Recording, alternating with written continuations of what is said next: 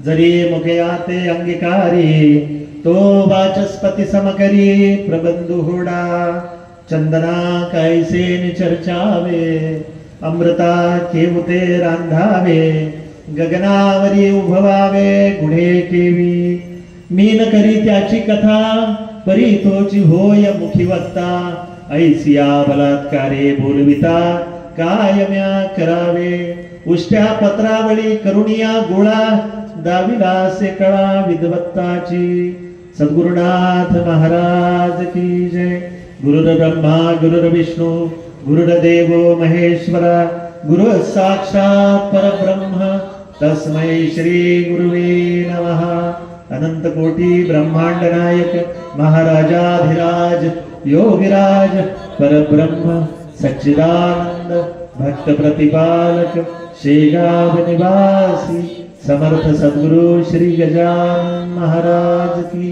जय। आज बौद्ध पौर्णिमा आहे।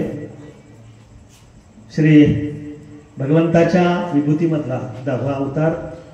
या अवतार महात्म्याचं अनेक विविध पद्धतीनं चित्रण आपल्या समोर आलेलं आहे आणि आज जो पंढरपूरचा देव आहे हा बौद्धावतारी देव असा आपण तो मानतो आणि या अवताराचं महात्म्य आपल्यासाठी अनन्य साधारण आहे। भगवान बौद्धांना वंदन करूया। आणि आजचा दिवस आणखी एका दृष्टीने खास आहे आणि तो दिवस एवढ्याकरता खास आहे की आजच्या दिवशी भास्कर महाराजांच्या विहिरीला समर्थ सद्गुरू श्री गजानन महाराजांनी प्रचंड असं पाणी आणलं होतं। आज त्या विहिरीचा वर्धापन दिवस आहे। श्री महाराजांच्या कृपेनं गेले 2 वर्ष त्या विहिरीवर निरूपणाला जाण्याची भाग्य सेवा करण्याचं भाग्य मिळतं। आजच विहिरीहून सकाळी ज्यावेळेस तो विहिरीवरती उत्सव चालू होता ती फेरी चालू होती आणि इकडं आपला गुरुवारचा भंडारा चालू होता त्यावेळेस त्या तिथले अनासाने म्हणून जे भक्त आहेत त्यांचा फोन आला होता आणि ते म्हटले की आत्ताच ती पालखी निघलेली आहे आणि सहजच आठवण झाली म्हणून फोन केला। हा केवढा मोठा संकेत आहे की आजच्या दिवशी महाराजांनी त्या गर्दाडाला ज्याच्यावरती आतपासून तर बाहेरपर्यंत जिकडे तिकडे खडकच खडक आहे आणि त्या 3 मैलामध्ये कुठेही पाण्याचा लेश नाही अशा दुष्काळग्रस्त परिस्थितीमध्ये म्हणजे दासगणू महाराज लिहितात की एक वेळेस तूप मिळालं पण पाणी मिळणार नाही अशी अवस्था या दुष्काळामध्ये पिडलेल्या गावाला महाराज येतात आणि महाराज ज्यावेळेस एखाद्याच्या संसारामध्ये असं डोकावून पाहतात ना जसं भास्कर महाराजांच्या विहिरीमध्ये महाराजांनी डोकावून पाहिलं आणि त्या विहिरीचं जन्मजन्मांतराचं दारिद्र्य एका मिनिटात फोडून टाकलं फेडून टाकलं। कुठून पाणी बोलवलं नर्मदेला आव्हान केलं आणि सहस्त्र धाराने माता नर्मदा त्या विहिरीमध्ये प्रगट झाली आणि त्या दारिद्र्याच्या घरामध्ये जेव्हा सुकाळ आला त्यावेळेस तो तर नाचायलाच लागला पण 2 मिनिटात सावध झाला। महाराज भास्कर महाराजांना म्हणतात अरे भास्करा तुझ्या विहिरीला पाणी आलं आता मळा लाव आणि सुखानं शेती कर। त्यावेळेस भास्कर महाराज म्हणतात आता हे बैलवाडे दाखवू नका ज्यांनी पाणी आणलं त्यांच्या चरणी लागू द्या। हा खरा गुरु आणि हे खरे गुरु शिष्य याचं आठवण करण्याचा आजचा दिवस म्हणून आजच्या चरित्राच्या आधी या 2 गुरु शिष्याला वंदन केल्याशिवाय आपण नाथ चरित्राला कसा स्पर्श करणार। संतांची कृपा ज्याच्यावरती होते ना तर ती कुठल्याही माध्यमाने होते। अगदी डोक्यावर हात ठेवून बाळा तुझं कल्याण होईल असं थोडीच ते म्हणत असतात। मेलेल्या कुत्र्याला गजानन महाराजांनी पाय लावला आणि कुत्र उठून पळायला लागलं। पाय लावणं ही सुद्धा कृपाच झाली। अंग बोट झडून गेलेले नाक निघून गेलेलं सगळं अंग सडलेलं अशा गंगा भारती बुवांच्या अंगावरती आपले गजानन महाराजांनी खाकरून थुंका टाकला। खाकरून टाकला ना म्हणजे बेडक्या सहित टाकला। त्यांच्यासाठी तो मलम झाला आणि त्यांची व्याधी क्षणात निभाली। एक जाखडे नावाचा भक्त आहे तो महाराजांजवळ येतो आणि महाराजांना म्हणतो महाराज गरिबीची परिस्थिती आहे आज जेवायला भेटलं उद्याची काही चिंता कळत नाही। असं जरी असलं तर मनामध्ये अशी इच्छा आहे की लग्न व्हावं मुलं बाळ व्हावे। महाराज म्हणले संसारापासून सुटायसाठी लोक माझ्याकडे येतात काय मागितलं रे जाखडे तू माझ्याकडे। आणि महाराज वरचे वर त्याच्यावर थुंकले बघा खाकरून थुकले तर रोग दुरुस्त केला सद्गुरु पदाला नेलं आणि वरच्यावर थुंकले तर त्याचा संसार व्यवस्थित करून दिला। महाराजांची कृपा अशी आहे। महाराजांनी नुसती दृष्टिक्षेपानं जरी पाहिलं तर कल्याण, नुसता संकल्प जरी केला तरी कल्याण. संतांची दारी कशाची न वान, परी हवी जाण मागायची. त्यांच्याजवळ काय मागायचं खरं सांगू, संताजवळ मागितलंच नाही पाहिजे. आईजवळ जाऊन उभं राहावं नुसतं. तिला कळतं की लेकराला भूक लागली आहे. मग तिला, ज्या आईला आपल्या लेकराला भूक लागली हे कळत नाही, तिला आई म्हणता येईल का? तिला कळतं. तसं आपल्या सद्गुरूंना, आपल्या संतांनाही कळतं याला काय गरज आहे. त्यांचं अमृताचं देणं असताना आपण फुटाणे मागतो एवढं लक्षात घ्या. ते अमृत द्यायला बसले, आपण म्हणतो नको बाबा फुटाणे दिले तर बरे. फुटाण्याची किंमत होऊ शकते, अमृताची किंमत होऊ शकत नाही. म्हणून संताजवळ उगयाची पदी माथा ठेवीजे हेची भले. त्या संतांच्या पायावरती मस्तक ठेवूया. चला पैठणला जाऊया. दररोज आपण एक एक तीर्थस्थळावर, एक दिवस आपण पंढरपूरला गेलो आणि मागच्या 2 दिवस, त्यानंतर 1 दिवस देवगिरीला गेलो. त्यानंतर कालपासून आपण पैठणला जातोय. नाथांचा सुंदर संसार सुरू झालेला आहे. असा संसार एखाद्याच्याच नशिबामध्ये येऊ लागतो. अनुकूल सानुकूल, सानुकूलम जगन्नाथम सानुकूलम जगत सर्वम, प्रतिकूलम जगन्नाथम प्रतिकूलम जगत सर्वम. ज्याच्यावरती जगन्नाथ म्हणजे जगाचा बाप अनुकूल होतो त्याला सगळ्या गोष्टी अनुकूल होतात, आणि ज्याच्यावरती जगन्नाथ रुसतो त्याला सगळ्या जग प्रतिकूल होतं. नाथांवरती तर अखंड मंडलाकार असणाऱ्या गुरुशक्तीचा एवढा मोठा कृपा वर्षाव आहे. नाथांसारखा शिष्य, नाथांसारखा गुरु, नाथांसारखा संत, नाथांसारखा संसारी व्यक्ती जगामध्ये एखादाच होतो. सहस्त्रानाम विपाईला, ज्ञानदेवांनी विपाईला हा शब्द वापरलेला आहे. विपाईला हा म्हणजे एखादाच अपवादाने होतो. त्या सुंदर नाथ महाराजांचं चरित्र, इथं नाथ महाराजांचं चरित्र म्हणणं अपूर्णपणाचं होईल. गिरजानाथांचं चरित्र आपण ऐकतोय. माझ्या गिरजाईला पण तेवढंच महत्व आहे, कारण गिरजाई जशी नाथांच्या संसारामध्ये आली ना, तर नाथांच्या जीवनाला पूर्णत्व आलं. ओम पूर्णमिदं पूर्णात् पूर्णमुदच्यते पूर्णस्य पूर्णमादाय पूर्णमेवावशिष्यते मनोबुद्धी अहंकार चित्तानि ना. सगळ्या प्रकारच्या अनुकूलता नाथांच्या पदरी पायघड्या म्हणून पडल्या होत्या, आणि नाथांच्या जीवनामध्ये असा आनंद उल्हास होता. हा आनंद स्वतःपुरता यात आहे. समर्थ सद्गुरु श्री गजानन महाराज की जय. गेल्या 2 दिवसापासून तसं घरी बसून लक्ष होतच त्यांचं, पण गेल्या 2 दिवसापासून प्रत्यक्ष देहानंद इथं उपस्थित आहे. हा आपल्यासाठी आनंदाचा आणि अत्यंत कृपेचा विषय. एकदा जोरदार टाळ्यांनी आपण आपल्या शिक्षकांचं स्वागत करूया आणि नाथ चरित्राच्या त्या सुंदर पर्वाला सुरुवात करूया. सानुकूलम जगन्नाथम सानुकूलम जगत सर्वम, प्रतिकूलम जगन्नाथम प्रतिकूलम जगत सर्व. या न्यायानुसार भगवंताची अनंत कोटी ब्रह्मांड नायकाची तशा कृपादृष्टी आहेच आहे. जन्मोजन्मी आम्ही बहुपुण्य केले, तेव्हा या विठ्ठले कृपा केली. अनंत जन्माचं पाठीमागचं पुण्य उदयाला येतं, त्यावेळेस नाथ महाराजांसारखी व्यक्ती जन्माला येते. पाठीमागचा विचार जर तुम्ही केला तर भारतावरती अत्यंत प्रचंड असा वाईट काळ चालू आहे. 12व्या शतकात मी तुम्हाला असं सांगितलं की ज्ञानदेवांचा काळ हा अतिशय सुंदर असा काळ आहे. काठीवरती सोनं लटकून, सोनं बांधून लोक काशी यात्रेला जात होते असा काळ आहे. घराघरातून सोन्याचा धूर निघत होता असा काळ आहे. 250 वर्ष उलटून गेले. आता प्रतिकूलता आली. परचक्राचं एवढं आक्रमण झालं की लोक स्वधर्म, स्व आचार, कुलाचार सगळ्या गोष्टी विसरले. जगायला मिळालं तरी पुरं. आज कुठल्या धर्मात तर उद्या कुठल्या धर्मात 7-7 किलो ज्वारीवरती लोक आपला धर्म बदलायला तयार झालेले. अशा वाईट काळामध्ये, प्रतिकूल काळामध्ये, स्वत्व, स्वामित्व, स्वधर्म विसरलेल्या काळामध्ये नाथ महाराजांसारखा एक संत उभा राहतो. त्याला तळमळ होते आणि त्या तळमळीतून तो भगवतीला विनू लागतो, दार उघड भये, आता दार उघड. अशी झोपलीस काय स्वातंत्र्य लक्ष्मी? तू जर अशी झोपलीस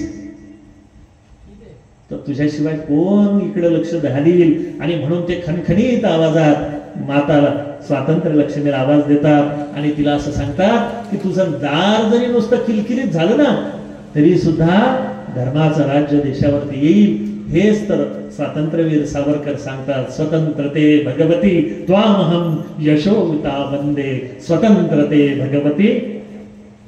काय वेगळा शब्द आहे सावरकरांचा आणि नाथांचा. संत सांगतात त्यात एक वाक्यता आहे आणि दार उघड बाई दार उघड असं म्हटल्यानंतर नाथांच्या शब्दावर थोडंसं दार किलकिलं झालं आणि नाथांच्या काळापासून संत संत आणि संतांच्या पुन्हा मधला काळ हा अत्यंत दुष्काळाचा गेला. 2-250 वर्ष ज्ञानदेवांच्या समाधीनंतर मधल्या काळामध्ये संत फार थोडे झाले. अपवादात्मक सेना महाराज असतील, अपवादात्मक भानुदास महाराज असतील, अपवादात्मक कुर्मदास असतील, अपवादात्मक ही एक 5-7 संत मंडळी असतील, परंतु परिपूर्ण भारतावर प्रभाव टाकू शकेल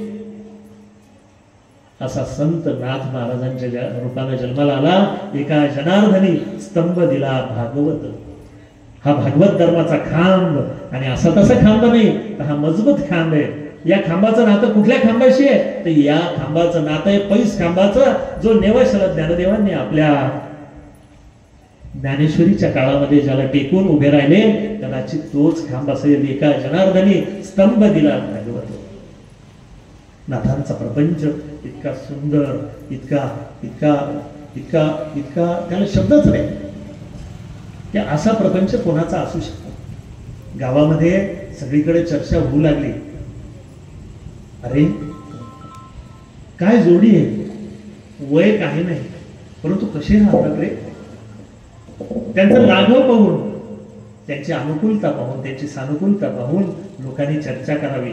अरे म्हातारे आईबाप होते. भानुदास महाराजांची कीर्ती तर फार मोठी होती पैठणामध्ये, पण त्यांचे सुपुत्र चक्रपाणीजी बिचारे तरुण मुलाला गमावून बसले. नातवाकडे लक्ष लागलं, नातू निघून गेला आणि जणू काही 12, 15, 20 वर्षाच्या दुष्काळात वटलेलं झाड मृगराजाच्या पदस्पर्शानं पुन्हा त्याला हिरवे अंकुर फुटावे, आपलं वय विसरून चक्रपाणीजी पुन्हा प्रफुल्लित व्हावे, तसं ते म्हणू लागले की खरंच पुण्यवंताचा देव आहे बरं. उशिरा न्याय मिळतो पण न्याय मिळतो जरूर. जगामध्ये आई वडिलांसारखं दैवत शोधून सापडणार नाही. दिसणाऱ्या देवापैकी जे दिसणारं दैवत आहे ते आई आणि वडील. आणि हे आई वडील केवळ जन्म देतात असं नाही. शास्त्रकार असं सांगतात की सुशीलो मातृपुण्येन पितृपुण्येन चातुरा. सुशीलत्वाचा गुण आईच्या रक्तातून येतो. एखादा मुलगा जर सुशील पुण्यवान असेल, रुजू असेल, बोलताना त्याच्या चेहऱ्यावरती मार्दव असेल, ज्याच्या वृत्तीमध्ये अत्यंत नम्रता असेल, सुशीलो मातृपुण्येन, आईच्या पुण्यानं मुलामध्ये सुशीलपणाचा गुण येतो. पितृपुण्येन चातुरा, पित्राच्या म्हणजे पित्याच्या रक्तातून चातुर्य नावाचा बुद्धिमत्तेचा गुण हा वडिलाच्या रक्तातून येतो बरं. सुशीलो मातृपुण्येन पितृपुण्येन चातुरा. आणि कर्माच्या पुण्याईनं मनुष्य सधन बनतो. ज्याचं कर्म चांगलं त्याच्या घरी पुण्याईनं सुबत्ता सुलभता सगळ्या प्रकारचे सौष्ठव त्याच्या घरी पाणी भरतात. म्हणून कुठल्या पुण्याईनं काय येतं आणि कुठल्या पुण्याईनं नाही हे शास्त्रकारांनी लिहून ठेवलं. फक्त पुस्तकं उघडायची गरज आहे. हे झालं पुण्याईच्या बाबतीत. पण आई वडील जर तसे नसतील तर अदाता उन्माद मातृ दोषेन, उन्माद नावाचा, काही पोरं अत्यंत उन्मादी असतात, फोडतोड, राग, शिव्या, भांडणं, त्रास, हे कोणाच्या रक्तातून येतं? उन्मादो मातृदोषेन पितृदोषेन मूर्खता. मूर्खपणाचा गुण बापाच्या रक्तातून येतो. पितृदोषेन मूर्खता. अदाता वंशदोषेन, चिकट माणसं, जीव गेला तरी एखाद्याला चाराने देणार नाही. अदाता, त्याला अदाता म्हटलेलं. अदाता ही शिवी संस्कृतामध्ये. अदाता वंशदोषेनं. आणि कर्मदोषात दरिद्रता, कर्मामध्ये दोष असेल तर दारिद्र्य आल्याशिवाय राहत नाही. पितृपुण्येन चातुरा, सुशीलो मातृपुण्येन पितृपुण्येन चातुरा. इथं वाढ वडिलाच्या पुण्याईमध्ये सगळा पुण्याईचा ठेवा भरलेला आहे. म्हणूनच तर तो पंढरीचा पांडुरंग केवळ माय बापाच्या सेवेनं जगाच्या मालकाला बांधून ठेवता झाला. युगे 28 विटेवरी उभा. म्हणून आपल्या पिकल्या पानांना जीव लावायचं शिका. एक दिवस नकळत ते निघून जातात आणि मग आपल्याकडे पश्चातापच उरतो. पाठीमागून किती मोठे मोठे श्राद्ध घातले, किती गावपंक्ती दिल्या, तरी त्याची सर भरून येत नाही. म्हणून घरामधल्या वृद्ध माणसाला चतकोर भाकर पाहिजे असते, पण ₹1.25 मान पाहिजे असतो. काय फरक पडतो? मोठेपणा दिला, थोडंसं विचारलं, काय फरक पडतो? ज्यांच्याकडे आहे त्यांनी हे लक्ष ठेवा, नाही त्यांनी रडत बसू नका. कुठलाही वडीलधारा मनुष्य आहे त्याला माय म्हणू शकता, त्याला बाप म्हणू शकता आणि ह्या सगळ्या गोष्टी करू शकता. नाथांनी आपल्या जीवनामध्ये ह्या सगळ्या गोष्टी पूर्ण केल्या. नाथांची ही जी जोडी होती गिरजाईची आणि नाथांची गावभरच्या चर्चेचा विषय झाला. गावामध्ये चांगलीही माणसं असतात, ज्या गावामध्ये कुटीलही लोक असतात. पैठणमध्ये सगळ्या गोष्टीचं दर्शन घ्या. पैठण अख्खं पैठण दर्शनीय आहे. फक्त एकच गोष्ट आहे ज्याच्यापासून 4 हात लांब राहा, तो म्हणजे पैठणला एक कुत्सर वटा नावाची एक पूर्वी फार मोठी वास्तू होती. लोकांनी हळूहळू अतिक्रमण करत करत तो आता 3x7चा वटा ठेवलेला आहे. चुकून त्या कुत्सर वट्याजवळ जाऊ नका. आम्हाला आमच्या लहानपणीच वडिलांनी सांगितलं खेळायला गावभर पैठणात कुठेही जाय, पण बाळा पैठणच्या कुत्सर वट्यावर बसू नको बरं. त्या कुत्सर वट्यावर बसायची भीती वाटली पाहिजे, कारण त्या कुत्सर वट्यामध्ये अशा लोकांचे जीन्स अडकलेले की ज्यांनी प्रत्यक्ष नाथ महाराजांना सुद्धा त्रास दिला. हो अरे, ज्यांचं नुसतं नाव, नाथांचं नुसतं नाव पाप मोचके, एका जन्माचं नाही जन्मजन्मीचे पाप धुण्याची ताकद नाथांच्या नावामध्ये. अशा नाथांना लांछन देण्याचं नाव त्या कुत्सर वट्याहून झालं. त्या कुत्सर वट्यावर बसणाऱ्या लोकांमुळे ते इन्फेक्टेड झालेलं. त्यामुळं आजही ज्यांना संत वाङ्मयाचं कळतं, ज्यांना संताविषयी प्रेम आहे, ते लोक लांबूनच जातात. तिथला वारा न लागू, अहंकाराचा वारा न लागू राजसा माझी या सकाळा विष्णू हरीच्या तसा. कल्पनेची बाधा न होय कोणे काळी, ती ही संत मंडळी सुखी असो. या कुत्सर वट्यावर काही लोक चर्चा करत होते, आणि काय खरंय त्या नाथाला सिद्धी प्राप्त आहे आणि सिद्धीमुळे होतं. एवढं कुठं चालतं का? अरे किती लोक येतात रोज जेवायला आणि घरातून जेवून जातात, आणि ती एवढीशी पोर 17, 18, 19 वर्षाची माझी गिरजाई. शेकडो लोक, हजारो लोक जेवून जायचे, पण गिरजाईच्या चेहऱ्यावर कधी ताण आलेला पाहिला नाही. तिने कधी पोळपाट आपटलेलं कोणाला दिसलं नाही. भांड्याचे आवाज तिच्या स्वयंपाक घरातून आले नाही. बस झाला आता, किती तुम्हाला काय लागतं तिकडेच जेवू घाला, हॉटेलमध्ये जेवू घाला, घरी आणू नका, असं ती कधी बोलली नाही. उलट नाथ महाराज एक आहे तर माझी गिरजाई 3 आहे. 3 पावलं पुढे चालते. का? माझ्या पतीला कमी पडता कामा नाही, माझ्या पतीच्या नावाला कमीपणा येता कामा नाही, म्हणून माऊली स्वतःला झिजवून घेते. म्हणूनच आपली भारतीय स्त्री जगामध्ये पूजनीय आहे. जगामधल्या सगळ्या मातांना वंदन आहे, पण भारतीय मातेला वंदन एवढ्या करताय की माझी भारतीय माता स्वतःला लपवून घेते. बापा करता झिजते, नंतर नवऱ्या करता झिजते, आणि नंतर लेकरा आणि नातवंडा करता झिजते. जिला झिजणंच माहिती आहे त्या चंदनाचं नाव आहे भारतीय माता. माझी गिरजाई अशी झिजून झिजून घासते आणि कुठेही आवाज नाही. राजस सुकुमार आहे, दिसायला अतिशय सुंदर असणारी माझी गिरजाई. गिरजा माय कोळी आहे एकदम, पण कष्टानं राखून गेली. दिवस रात्र तिला फक्त स्वयंपाक घर आहे, तिला फक्त स्वयंपाक घर आहे. कधी काळी नाथ महाराज तिच्याजवळ बसले असतील का, 4 गोष्टी तिच्याशी केल्या असतील का, मला माहिती नाही. मुळातच नाथ महाराज 2-3 तास झोपत होते. घरच्या लोकांना वेळ देण्यासाठी वेळ होता का? सगळ्या चिंता करतो विश्वासी, जगाच्या कल्याणा संतांच्या विभूती, जगासाठी देह कष्ट वीती परोपकारे. देह कष्टानं परोपकाराने झिजवणारे नाथ महाराज स्वतःच्या प्रपंचासाठी कधी बसले असतील का?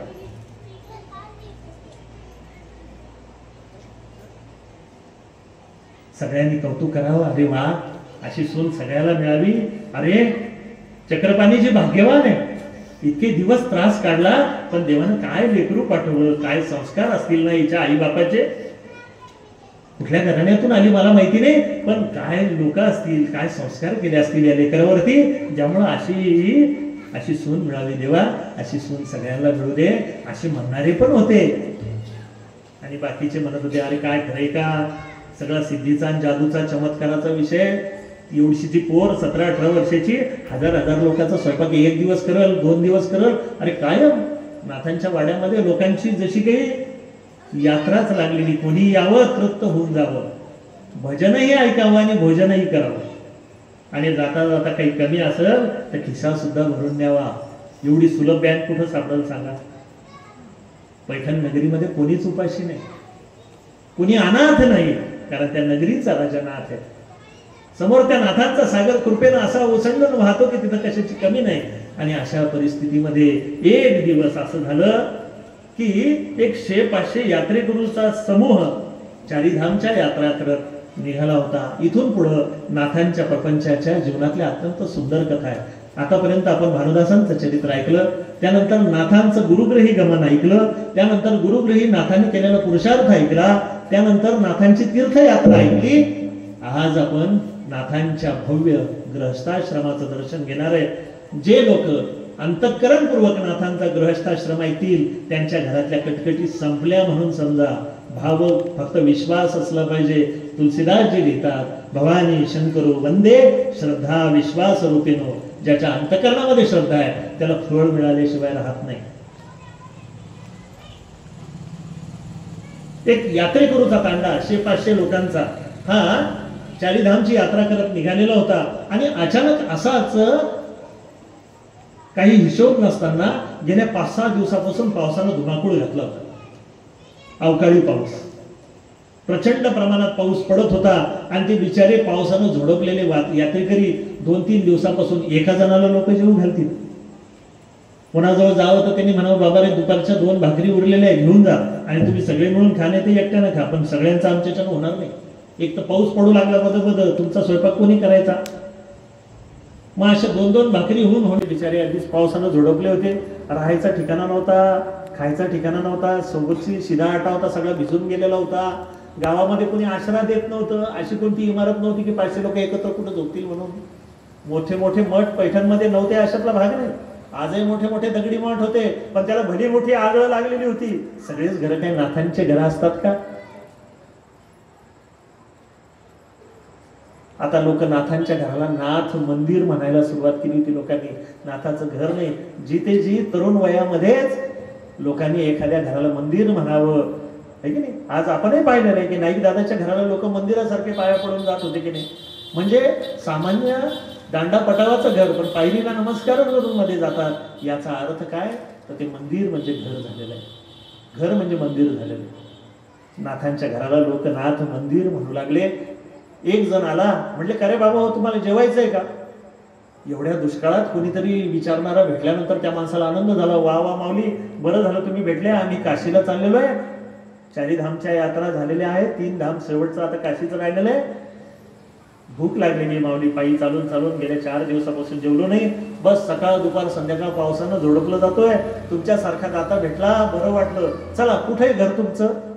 ते म्हणते, माझं घर नाही, तुम्हाला जेवू घालल अशा माणसाचं घर मी तुम्हाला दाखवतो. माझ्या घरी व्यवस्था होऊ शकणार नाही, पण मी एक काम करतो, लांबून तुम्हाला घर दाखवतो.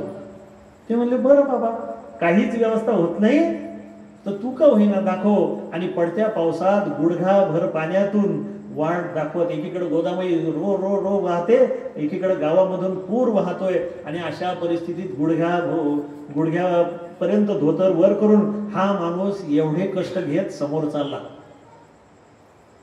आता दाखवण्यामध्ये प्रेम होतं का फजिता करायची होती? कल्पना करा. प्रेमापोटी चालला होता का फजिता करायची होती नाथाच्या घराची? इथून एखादा माणूस उपाशी गेला की नाथाचं सत्व संपलं. उद्या पुन्हा कुत्सरवट्यावर जाऊ, अरे काय खरंय ते नाथांचं. 500 लोक वापस गेले, मी साक्षीदार आहे, माझ्या डोळ्याने मी पाहिलं. तिथं गेले आणि त्यांनी नाही सांगितलं, अरे दरवाजाच उघडला नाही. असं मनात स्क्रिप्ट तयार करून घेतलं. रात्रीचे 11:15 झालेले. गेले 3, 4, 5 दिवसापासून हे यात्रेकरी उपाशी आहे. आणि दरवाजा ठोठवला. नाथ बाबा,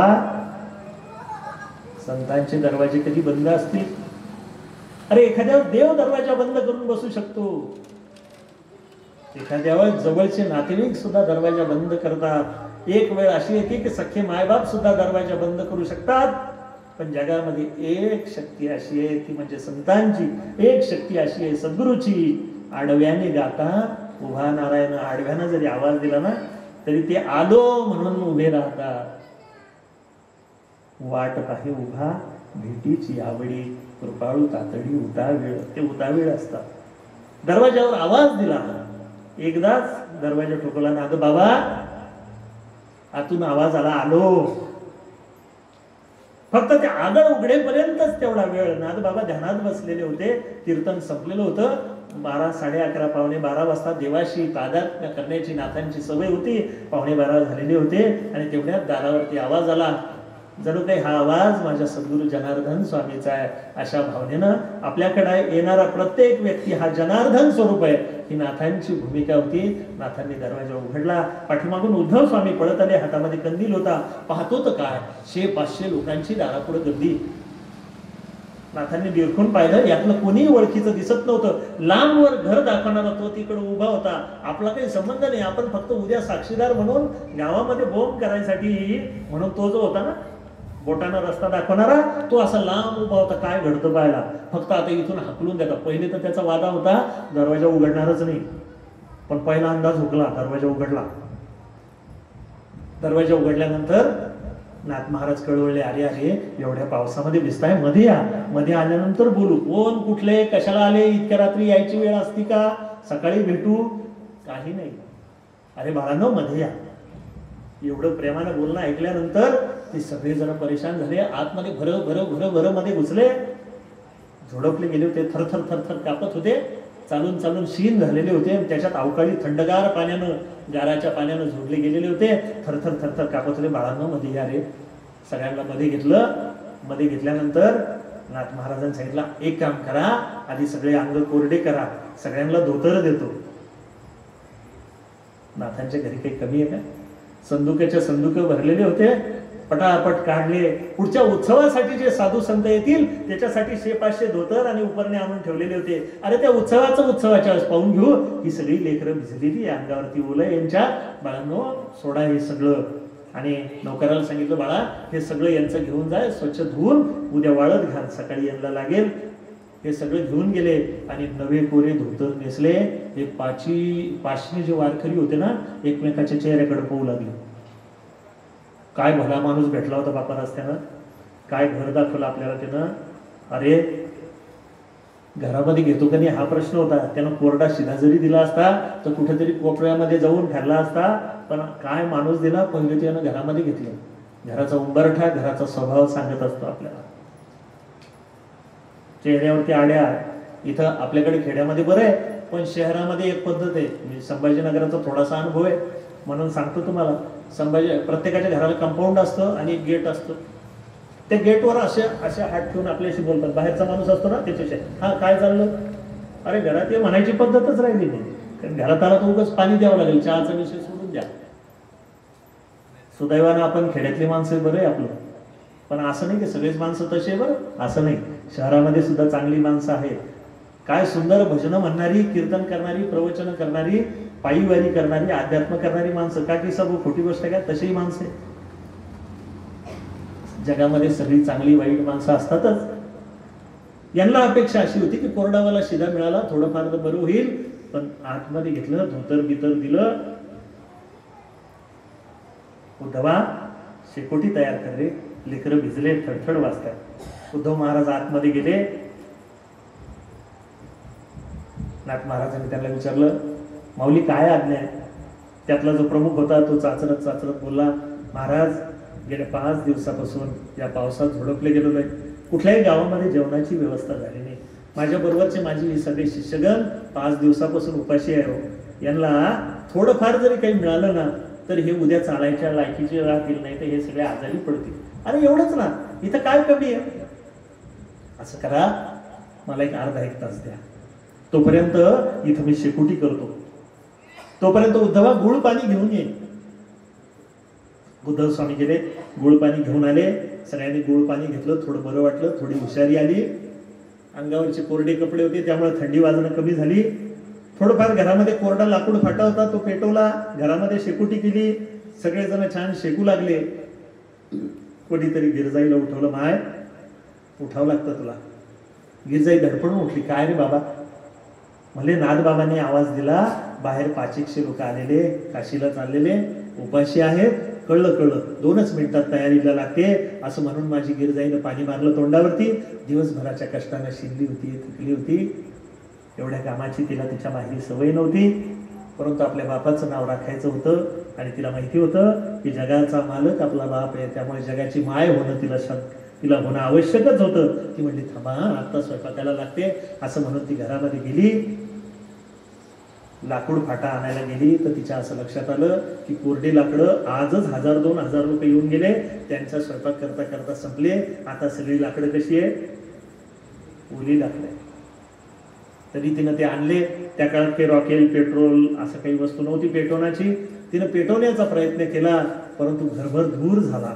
तो धूर वाड्यामध्ये आला आणि नाथ महाराज आतमध्ये गेले. काय झालं बाई? गिरजाई म्हणजे काही नाही, आता एक 10 मिनिटात करते. नाथांच्या लक्षात आलं किती हुशार सुग्रण असत आणि ओले लाकडं दिले तर ती माऊली कसं स्वयंपाक करणार. नाथ महाराजांच्या लक्षात आलं की माझ्या गिरजाईला स्वयंपाकाची अडचण नाही, पण ही भिजलेली लाकडं याच्यावरती कसा स्वयंपाक करणार. पण नाथ महाराजांनी उद्धवाला सांगितलं, उद्धव महाराज आपल्याकडे कोरडी लाकडं नाही करे. म्हणजे स्वामी परवाच्या दिवशीच आपण 4-5 गाड्या तोडून आणल्या, पण मागच्या आठवड्यात एवढे काही गिराईक आले आपल्याकडे की सगळे लाकडं संपते. असं का? बरं काही हरकत नाही, असं कर.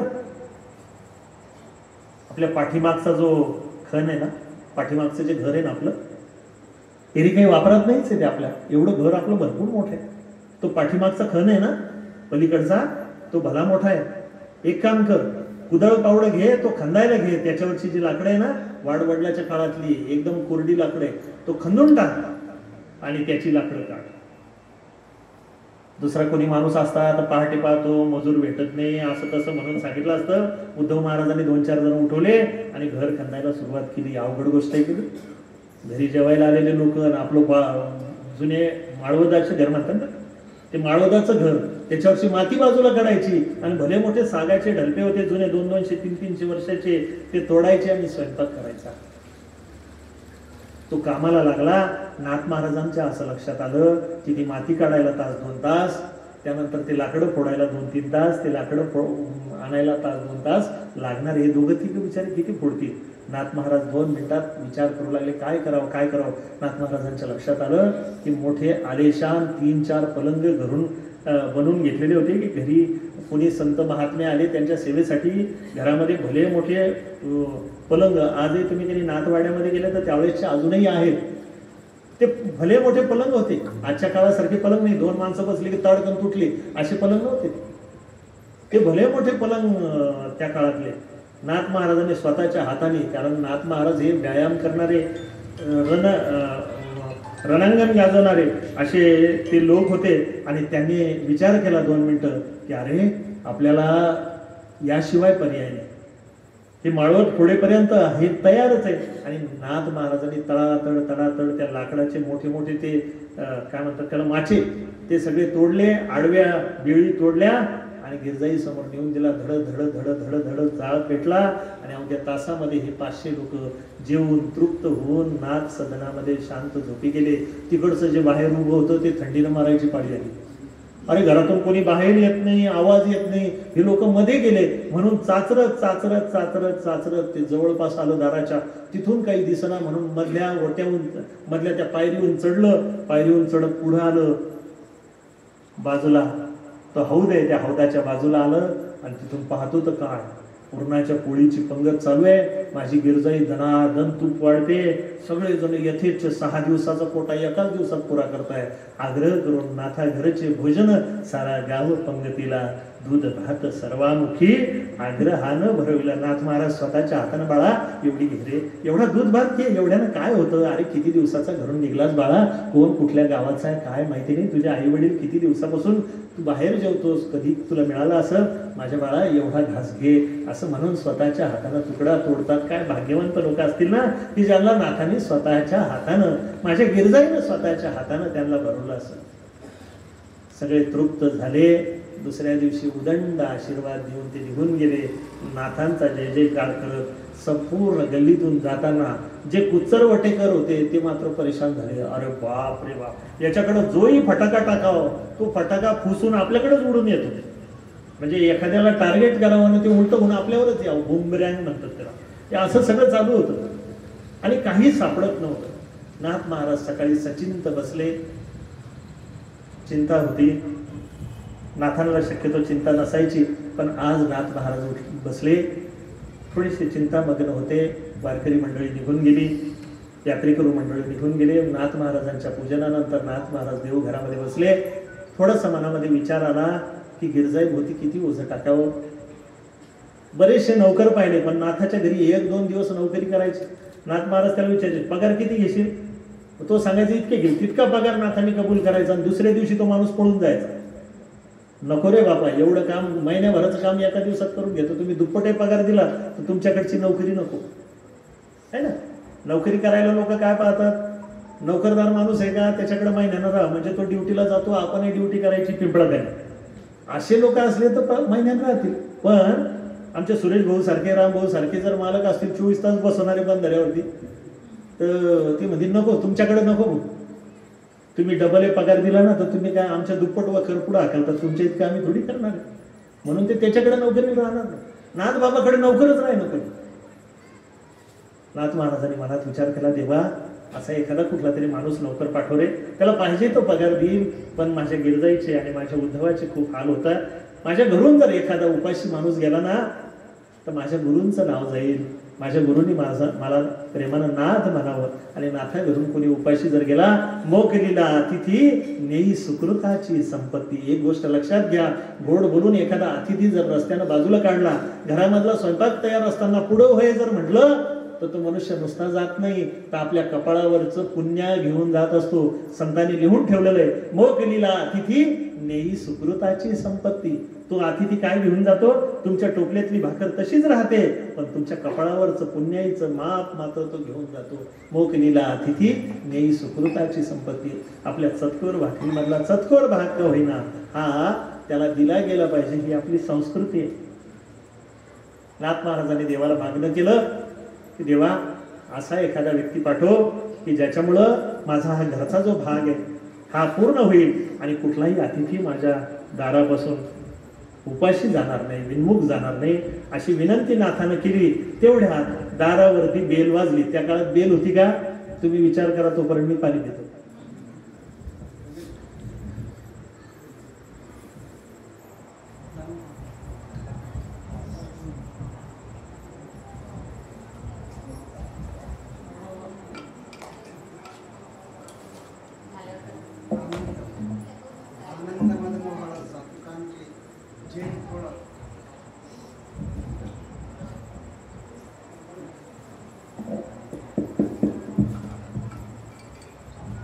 आनंदामद मोहळ सात्विकांती जेमकुळ ते उमले अश गळत ठेववरी. असा अष्टसात्विक भाव रमेश भाऊच्या मनात जागृत झाला, आणि त्याला वाटलं की व्यासपीठावर जाऊन आपण व्यासपीठावर जाऊन हार घालावा. म्हणून आता असं अष्टसात्विक भावाचं कमल झालं त्यांनी आणलेलं आहे, तरी ते दादा स्वीकार करतील, कारण हा त्यांचा भावाचा प्रश्न आहे, आणि ज्याचा भाव जसा उद्याला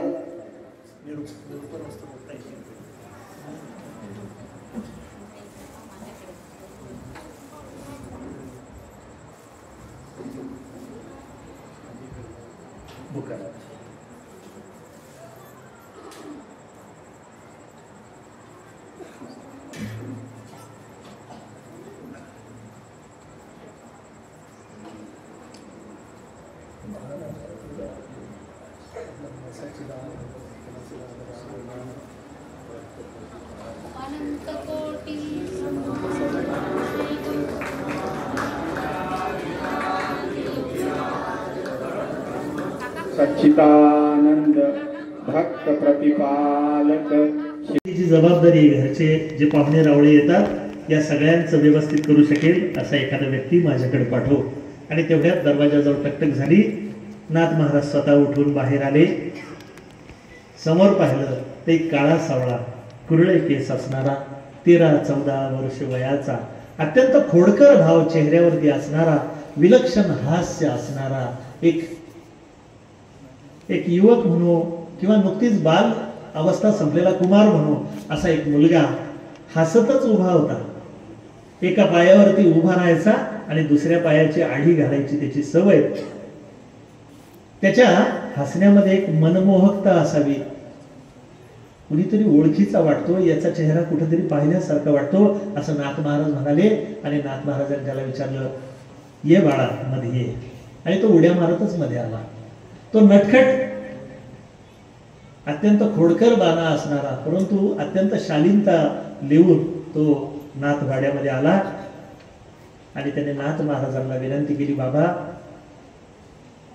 ना मला माय आहे ना मला बाप आहे, माझा जन्म कुठं झाला हे मला माहिती नाही, माझं आडनाव काय हे सुद्धा मला माहिती नाही, जे उपजे ना नासे जे माया अवशे दिसे एरवी वस्तू जात असे अविनाशी ज्ञानेश्वरीमध्ये माझे ज्ञानदेव लिहून ठेवतात, जे उपजे ना नासे जे माया अवशे दिसे एरवी वस्तू जात असे अविनाशी. अत्यंत सुंदर आहे ज्ञानेश्वरी. ज्ञानेश्वरी सारखा ग्रंथ हा देव दुर्लभ ग्रंथ आहे. खरं सांगू, वाचे वदावी ज्ञानेश्वरी डोळा पहावी पंढरी आपल्या संतांनी सांगून दिलं. रोज तरी 1-2 पानं वाचण्याचा सराव आपण ठेवा, ज्याच्यामुळं आपल्याला एक दिवस कळून येईल की याच्यामध्ये काय. मला आनंद वाटतो, आमच्या शेजारी असणाऱ्या सुनंदाताई रोज 2 पानं वाचतात. आजच मला त्यांनी सांगितले मी रोज 2 पानं वाचते. अर्थ समजला नाही समजला हा भाग वेगळा, एक दिवस वाचत चला.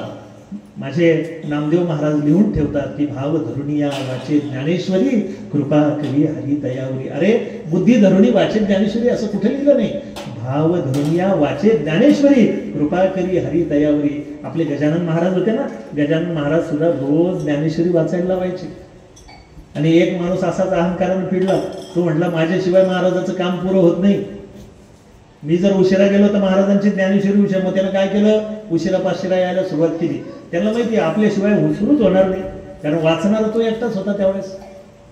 मग त्यानं असंच कधी जमत नाही सांगा मी येत नाही, माझी तब्येत बरी नाही, असा कार्यक्रम सुरू केला. गावातच राव, इकडे तिकडे पाव सुरू झालं त्यांनी यांचं कानोशी घ्यावं. गजानन महाराजाच्या लक्षात आलं त्या ज्ञानेश्वरीच्या वाचनासाठी एक बिचारा असा अशिक्षित माणूस येऊन बसायचा. त्याला काही कळत नव्हतं, त्याला एकच कळत होतं की माझे महाराज एवढं तल्लीन होऊन लक्ष देऊन ऐकतात म्हणजे याच्यात काहीतरी आहे. ते शब्द काही कळायचे नाही, कानाला गोड वाटायचं एवढं नक्की. एखादा पदार्थ असतो ना मोठ्या लोकांकडचा, तो कसा खातात काय खातात आपल्याला माहिती नसतं, पण खातात एवढं माहिती असतं. मग आपण तो खाल्ला की गोड लागतो, छान चव लागते, याला काय म्हणतात ते माहिती नसतं. त्याला मालपुवा म्हणतात का त्याला बर्गर म्हणतात का पिझ्झा, काय आपल्याला माहिती नाही. खाताना चांगला लागतो बस एवढंच पाहिजे. तसा तो अडाणी माणूस होता आणि त्याला ते महाराजांची संगत आणि ज्ञानेश्वरी कानाला गोड लागायची म्हणून तो यायचा. कोणी येऊ न येऊ, महाराज यायच्या आधी तो येऊन बसायचा आणि महाराज उठल्यानंतरच तिथून उठायचा. त्याचा नियम चुकला नाही, महाराजांच्या हे लक्षात आल्याशिवाय राहिलं नाही. आणि त्या दिवशी त्यांनी सांगितलं अरे त्या अमक्याला बोलून आणले, ज्ञानेश्वरी वाचायची, मला तलब लागली केव्हाची ज्ञानेश्वरी ऐकायची. महाराज अस्वस्थ झाले आणि त्याने निरोप पाठवायला, तो गावाला गेला, घरीच होता बसलेला, पण त्याच्या पोराच्या हाती निरोप पाठवला, गावाला गेलो येत नाही म्हणून सांग. गजानन महाराज म्हणले असं का, जाऊ दे काही हरकत नाही. महाराज थंडीचे दिवस होते, डोक्यामध्ये टोपी होती, ती टोपी काढली आणि अशी फेकली, बरोबर त्या आडाने अशिक्षित माणसाच्या डोक्यामध्ये जाऊन बसली. आता कशी बसली गजानन महाराजाला जाऊन विचारा. ती बसली बरोबर त्यांच्या, आणि बसल्या बसल्या महाराज त्याला म्हणतात बाळा उठ. तो उठला, म्हणले बैस आता पाटावरती ज्ञानेश्वरी वाचायला. तो म्हणलं बाबा माझी काय चेष्टा करतात, मी कधी शाळेत गेलो नाही, ज्ञानेश्वरीचा ज्ञ मला माहिती नाही, मी कधी ती वाचली नाही, मला काळा अक्षर म्हशी बरोबर आहे, माझ्यावर विश्वास आहे ना. तो म्हटला हो माझ्या स्वतःपेक्षा जास्त विश्वास आहे. मग बैस. आणि मग त्या अडाणी अशिक्षित माणसाला, अक्षर शत्रू माणसाला, ज्याला कुठलं ज्ञान आहे, अशा माणसाला महाराजांनी खुर्चीवर बसवलं की नाही. खरं सांगा, बोला ना, हो का नाही, बसवलं खुर्चीवर त्यांनी. काही नाही ज्ञान नाही कळा अशा असल्या तरी ते खुर्चीवरती बसवतात की नाही. तसं त्यालाही बसवलं, जसं सद्गुरूंनी मला बसवलं तसं त्यालाही बसवलं. आणि एका मिनिटामध्ये त्याला ज्ञान प्राप्ती झाली आणि तो माणूस सुरू झाला. ओम नमोजी आद्या वेद प्रतिपाद्या जय जय स्वसंवेद्यात्मरूपा देवा तुझी गणेशु सकलार्थमती प्रकाश. म्हणे अरे लोक परेशान झाले, अरे भाऊ पुस्तक तर पाय. म्हणजे काही गरज नाही मला, माझं पुस्तक हे समोर बसलेलं आहे, साक्षात सगुण साकार रूपानं माझं पुस्तक समोर बसलेलं आहे, आता काही गरज नाही. साक्षात ज्ञान त्यांच्याकडे काही कमी आहे. तसा तो आला नटखट रूपानं, असा देहुडाचरणी वाजवित वेणू, असे पाय आडी करून उभं राहायची त्याची सवय जुनी होती, ती गेली नव्हती. आणि तो तसाच उभा राहिला. तेवढ्यात आतून गिरजाई आली. आणि गिरजा बघ आपल्याकडे ना देवानं कुठला माणूस पाठवला. गिरजाई आतून आली, बिचारी स्वयंपाक कणकीचे हात तसेच होते, मरताना आली, भला मोठा पाठीभर उंडा म्हणून आलेली होती, घाम आलेला होता आणि तेवढ्यात तो येऊन उभा राहिला. नाथ महाराज आणि गिरजाई शेजारी शेजारी उभे राहिल्याबरोबर याला लोटांगण घातलं, नमस्कार घातला. संतांची पायी हा माझा विश्वास, दंडवत घातला संतांना. अरे ज्याच्यासाठी लोक नंबर लावून दर्शन घेतात तो स्वप्नामध्येही त्यांच्या जात नाही. आज वारुळ झाले अंगावरती, पण त्यांना कधी स्वप्नात सुद्धा भेटला नाही. असा परमार्थ वेगवेगळे रूप घेऊन माझ्या नाथांच्या घरी येतो आणि काय म्हणतो तर नाथ मला नोकरी द्या. नाथ महाराज म्हणले काय काम करशील रे दादा तू? तर तो म्हटलं मी काही काम करू शकतो. म्हणजे मला कोणाचा काटा काढायचा सांगा, मला काटा काढता येतो. काढला की नाही त्यांनी काटा? काटा काढणं वेगळ्या अर्थांना का घेऊ ना. माझ्या भंडारा डोंगरामध्ये जिजाई तुकोबाची बायको जेव्हा गेली होती तिच्या पायामध्ये काटा काढणे म्हणजे तुम्हाला दुसराच दिसला, कंसाचा काढला तो काटा नाही म्हणत, तोही काढता येतो. जो काटा कंसाचा काढला तोही काढता येतो. पण माझ्या जिजाईच्या पायामध्ये काटा मोडला आणि माझ्या तुकोबाची भाकर खाली कशी ठेवू म्हणून तो काटा असा हातावरती धरून ती गिरजाई रडते, अरे मेल्या तुझ्यापैकी किती रे त्रास असं म्हणून शिव्या देते. तेवढ्यात तो पांडुरंग येतो आणि म्हणतो माय दाखव काटा काढतो. ती म्हणते हात नको लावू, तुझं नाव काय ते सांग. ते म्हणे विठ्या. म्हणे होईल तिकडं, विठ्या नावाची अलर्जी मला, तिकडे होय मला काढू नको. पण काटा घुसला ती म्हणजे काढशील का पण लांबून काढ. आणि त्याने एका मिनिटात काटा काढला आणि मग ती माझी जिजाई त्याला म्हणते मेल्या रंगानं काळा आहे पण हातले गोड आहे तुझा. जिजाईच्या पायाला हात लावला कोणा करता? माझ्या तुकोबा करता. काटा काढायची सवय आहे की नाही त्याला? भले भले कोठार रिकामं करून देतो आणि ते पुन्हा भरून देतो. दामाजीचं कोठार रिकामं करून दिलं की नाही आणि पुन्हा भरून दिलं की नाही. चिठ्ठी घेऊन गेले की नाही देवाकडे, किती त्या राजाकडे किती पैसे होतात तुझे मोजून घे. त्या राजाच्या शिपायांना चक्कर यायला लागली पैसे मोजू मोजू. पण ते म्हणले अजून असेल तर सांगा, अजून ट्रॅक्टर भरून पाठीमागे. कोणतंही काम सांगा, काम करी. गिरजाई म्हणले वय तर पहा त्याचं कसं चुरू चुरू बोलतंय. अरे म्हणले सगळे काम तू करशील? हा माय तू सांगशील ते काम करशील. मग उद्धव महाराज जरा गमतीदार होते. ते म्हणले पगार काय घेशील? ते म्हणले पगार काय करायचा? नाथ बाबा तुम्ही वापरून तुमचं जे धोतर राहील ना तुम्ही टाकून दिलेलं ते धोतर आणि तुमचं उपरणं मला देत जा, बस मला दुसरं काय. आणि गिरजाई सगळ्या घराचा स्वयंपाक मी करील माय, पण माझ्याकरता चोखंड भाकर तुझ्याच हातची. गिरजाईला पण आनंद वाटला. म्हणले बाळा ठीक आहे, मी माझ्या देवाचा रोज प्रसाद करते ना, माझ्या भगवंताचा रोज प्रसाद करते ना, तर तुझ्यासाठी पण प्रसाद करत जाईल. महाराज म्हणले त्या प्रसादाची आवड आहे म्हणून तर आलो ना तुझ्याकडे. ठीक आहे म्हणले काय करू कामाला सुरुवात? म्हणे एक काम कर, पहिले जेवून घे. आपल्यासारखा माणूस असता तर लगेच म्हटलं असतं ते पाठीमागचं साफ करून घे, इकडचं उचलून घे, ते कचरं काढून घे, नंतर पाहून नंतर तुझं जेवायचं. पण गिरजाईने त्याला सांगितलं एक काम कर, पहिले जेवून घे. म्हणजे बाळा कुठून आला, किती लांबून आला, कधी जेवला असेल मला माहिती नाही, एक काम कर बाळा पहिले जेवून घे. ते म्हणलं लगेच त्याने असं नाकानं हात पुसत तर तयारच राहिलं. चाल म्हणे भूक वाढली है. लोक कहते हैं भगवान खाते नाही, लोक म्हणतात देव जेवत नाही. लोग कहते हैं भगवान खाते नहीं, गिरजाई की तरह कोई खिलाता नहीं. अरे जेव घालणारे नाथ महाराज असतील आणि जेव घालणारी जर माझी गिरजाई असेल तर ब्रह्मांड नायकाला सुद्धा भूक लागल्याशिवाय राहणार नाही. किती पोट भरलेलं असेल आणि आईने जर आग्रह केला भाऊ एवढी चतकोर भाकर खायना, तर आपण नाही म्हणणार आहे का तिला? आणि म्हणून भले आपलं पोतं आणून घेऊ पण खाऊच तेवढी सोडणार नाही. हातपाय धुवून ये आणि जेवायला पाहिजे बाळा. तो गेला, हातपाय धुवून आला.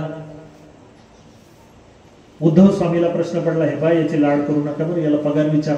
आधी लोक कामावर राहतात आणि नंतर मंगळवारच्या दिवशी सांगतात आपलं हा वखर ठरला होता, हा मागून नाटक करीत, हा लय चमत्कारी दिसतो मला, हा याचे रागरंग काही ठिकाणावर नाही, हा उभा राहतो कसा, उड्या मारतो कसा, बोलतो कसा, जुनं धोतर द्या म्हणतो, नंतर म्हणाल पितांबर द्या, काय सांगता येत नाही याचं. उद्धव महाराजांनी त्याला पुन्हा प्रश्न केला, भाऊ पहिले पगाराचं ठरवून घेऊन मग जेवायला बैस. ते म्हणले पगार पाहिजे कशाला? माय जीव घालणारे, बाप कपडे देणारे, आश्रय नाथांचा या गच्चीत राहील.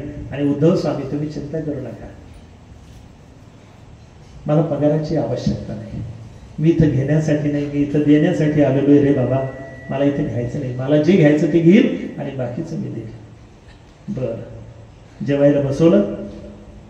गिरजाईनं पाठ मांडला, जे पुत्रा जे माया पुत्राशी तेची दासा आणि दासी,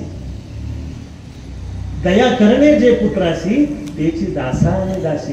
आपल्या लेकरासाठी जे केलं ना तेच दासा आणि दासी. तुका म्हणे सांगू किती तेची संतांची विभूती. संतांची विभूती हीच आहे ना. नाही तर घरच्या लोकांना व्यवस्थित चहा आणि पाठीमागून कुणी आली तर गाळणीतलं उरलेलं असतं ना ते उघडलेलं उकळलेलं देण्याची घरामध्ये पद्धत आहे काही जणांच्या. ती म्हणाल कोणाच्या घरून पिऊन आले, कोणाचं नाव कशाला घ्यायचं, जनतेनं स्वतःच पाहायचं, आपण कशाला म्हणायचं. तो दया करणे जे पुत्राशी, आपल्या लेकराला जी भाकर खाऊ घातली ना तीच भाकर भिकाऱ्याला. दया करणे जे पुत्राशी तेची दासा आणि दासी. तुका म्हणे सांगू किती तेची भगवंताची मूर्ती. जेवायला बसवलं, पाठ मांडला, समोर एक पाठ ठेवला, रांगोळी काढली. असं कोणी नोकरासाठी करेल काय, खरं सांगा बाय आतापर्यंत कोणी केलं का असं? आणि असं जर कोणी केलं ना तर तो नोकर पळून जाईल. लय येडे दिसताय लोक आहे ना. तो नोकर म्हणजे काय लावलं रांगोळी बिंगोळी, काहीतरी जादूटोना करणारे लोक दिसतात, पळा येतो. रांगोळी काढली. घरामध्ये जे जे पक्वान्न होते ना त्या दिवशीचे ते सगळे पक्वान्न वाढले. त्या पक्वान्नामध्ये आता गंमत अशी असते, लहान लेकराचं पाव वैशिष्ट्य, आंब्याचा रस केलेला आहे, भेंडीची भाजी केलेली आहे, कांद्याची चटणी केलेली आहे, चटण्या केलेल्या आहे 2-4 प्रकारच्या, आणखी एखादी दुसरी भाजी आहे आणि बाजूला आंब्याच्या रसाची वाटी. लेकरू कोणतं आणलं? आंब्याचा रस. साहजिक आहे ना. ते बाकीच्या भाज्या उरल्या तुमचं तुम्ही खा, त्याचा तडाखा कशावर अजून वाढ. मग ती आई म्हणते अरे मेल्या पाहुणे आलेले ना त्यांच्यासाठी जाऊन एवढं काय नाही अजून वाढ. मग ते पोरं पण हुशार असतात, पाहुण्या देखत म्हणतात आई रस वाढला. मग ते लोक म्हणतात अरे वाढणं त्यांना वाढ. पोरं हुशार असतात. आलेल्या पाहुण्या देखत कशी ऍडजस्टमेंट करून घ्यायची, नंतर टोले का खाणं होत नाही आईच्या आजचे, एवढा वेळ करूनच घेतो. म्हणून तर त्यांना लेकरं म्हणतात. हे जेवायला बसलं, वेगवेगळे पदार्थ. नाथाच्या घरी 56 भोग असायचे रोजचे. रोज नाथांच्या घरी पुरणाची पोळी. ही पुरणाची पोळी फार चालली, येईल बरं पुढं. एक भक्त पुरणाची पोळी खायसाठी येईल, कदाचित आजच्या चरित्रात येईल, कदाचित उद्याच्या चरित्रात येईल. जेवायला बसला आणि घरच्या गाई म्हशी दुभत रोज नाथांचा दंडक असायचा की देवाला लोण्याचा नैवेद्य. आजही विजयी पांडुरंगाची मूर्ती आहे ना तिचा हात लोणचट आहे बरं, तुम्ही हात लावून पहा. आमच्या लहानपणी आम्हाला भाग्य मिळालेलं आहे ते सगळं हात, कारण त्यावेळेस थेट देवघरामध्ये जायची परवानगी होती. आता बंद आहे, आता बाहेरूनच दर्शन घ्यावं लागतं. नाथवाड्यातच खेळून मोठे झालेलं असल्यामुळं तिथं जवळपास बऱ्याचदा काय असायचं ते पुजारी काकाला कंटाळा यायचा, अरे बाळा थांबतो मी इथं, मी येतो जाऊन. प्रातर्विधीला जायचं असायचं त्यांना, ते जाऊन येईपर्यंत तीर्थ वाटायला बसायची सेवा मिळाली.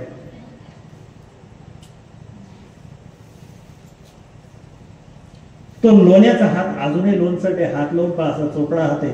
सायली बरोबर आहे का? हा, पैठणची पोरगी आहे आपल्या इथं बसलेली साक्षीदार. नाथाने ती पण व्यवस्था करून दिली. खोटं बोलत असेल तर ती तिथं बसलेली, हे काका खोटं बोलले तुम्ही. तर हे सगळं असं जेवायला बसला आणि सणासण श्रीखंडाची वाटी रिकामी करायला सुरुवात केली. आईनं आणून वाढावं की यानं संपवा. तिकडे गेली म्हातारी, इकडे याची वाटी संपली, तिकडे गेली. भलतंच आवडलेलं दिसतं, माय म्हणते पोटभर खाय रे बाळा, तुला आवडतं का? आणि आईनं त्याला दणादण वाढायला सुरुवात केली. आता पळीनं नाही, आता पातेलच त्याच्या समोर ठेवून दिलं आणि त्यानं अख्खं सोडलं. असा नाकाला कानाला इकडं सगळा है ना. पांडुरंगाला वर्षातून एकदा श्रीखंडाचा अभिषेक करतात. आज पांडुरंगानं स्वतःच्याच हातानं स्वतःचा अभिषेक करून गेला. त्यांना तोंड सगळं भरून घेतलं ना. है ना. देव खातो कमी, दाखवतो जास्त. मी भरपूर खाल्लं बाळांनो, तुम्ही खा, याचा उद्देश हा असतो बरं का. श्रीकृष्ण जेव्हा लोणी चोरायला जायचे मथुरेला तर आपल्या चेहऱ्याला लावून घ्यायचे आणि तृप्तता दाखवायचे. भैया मेरा बहुत हो गया, अब तुम खाओ. अरे कान्हा तूने तो कुछ खाया ही नाही, देख कितना खाया, बाहर आ गया. स्वतः मध्ये घालायचं नाही, फक्त दाखवायचं मी खूप खाल्लं आणि तुम्ही उपाशी बाळांनो तुम्ही खा. देव भाव भुकेला हरी करी तसे भक्तांची चाकरी. तो भावाचा भुकेला आहे, त्याला काय पदार्थाची आवड थोडी. पण आज देवानं यथेच्छ जेवण केलं आणि जेवण झाल्यानंतर गिरजाईनं त्याच्या हातामध्ये तांबुलाचा वेढा दिला, जो देवाला नैवेद्य दाखवण्यासाठी ठेवलेला होता. तो तांबूल खात रंगलेल्या पानांना आणखीनच मिस्किल दिसू लागला. मग गिरजाईनं त्याला जवळ घेतलं, त्याच्या डोक्यावर हात फिरवला त्याचं मनमोहक रूप गिरजाईला आवडलं. म्हणजे बाळा तुझं नाव काय? ते मला असे हातवर केले, मला नाव नाही माहिती. अरे असं कसं तुला नाव माहिती नाही? तुझं काही ना काही नाव ठेवलं असेल ना? नाही म्हणे, जिथं जिथं जातो ना लोक त्या त्या नावानं मला बोलवतात. यस्य स्मरण मात्रेन जन्म संसार बंधना विमुच्यते नमस्तस्मै विष्णवे प्रभ विष्णवे. काही नाव लोकांनी 1000 नाव ठेवले तरी त्याला तयार आहे. तेवढे कमी पडले तर अजून तुम्ही ठेवून घ्या.